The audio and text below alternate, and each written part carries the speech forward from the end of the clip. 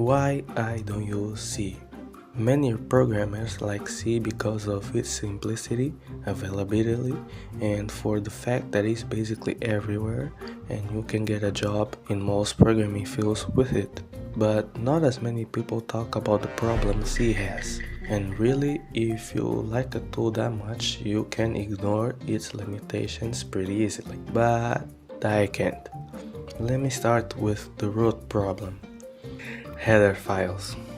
Header files are probably the most annoying thing in C to a degree, because while they feel like having duplicated code in your codebase and an unnecessary extra step in the compilation process, they do help keep your codebase a bit more clean and organized when it comes to structs and macros. But that's also the reason I don't like them. I would prefer having all my structs in one file in a separate session rather than having to look over another file for it. You may think it's fine in a little project, but in a large code base, hundreds of header files containing structs and macros, that takes a lot of time. Plus, having to declare functions in another file and the implementation in another is such an annoying thing to do and to look for in a project. And since I've mentioned macros, let's talk about them.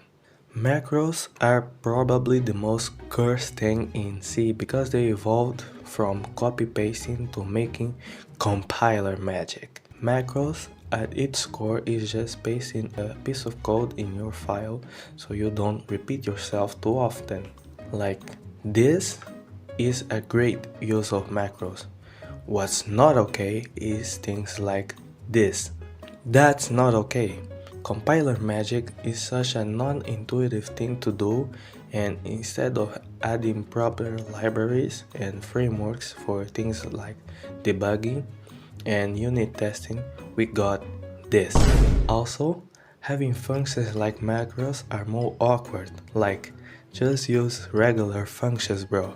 Also, you're making your binary bigger and your code more confusing.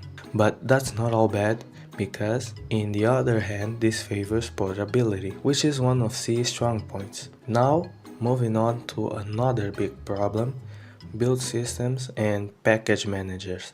If you use a programming language like Python, Java, or any other higher level language, you know that when working on something, you could make the use of an external package for whatever reason, and that you need an easy and fast way to build multiple files. Well, for C and C++, that's not the case. To start, you don't even have a standard build system.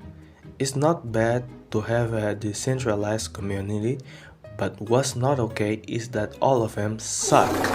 Like, why do all of them have such a horrible scripting language? At that point, might as well use Python. And like, what do you mean meta build system? That's not supposed to be a thing. And for packages, you have to install a library in your system directly for you to use it. Don't ask me how the compiler finds it, I don't know. They also don't have a standard package manager or a place to find and post all their libraries and frameworks. And if you're on NixOS, you better pray the compiler and LSP find it, or else good luck. And to be fair, all of this can be ignored if you really like C. But for someone petty like me, it's just too annoying. But then you could say, just use the way you want it to then. And that's also a problem because of conventions.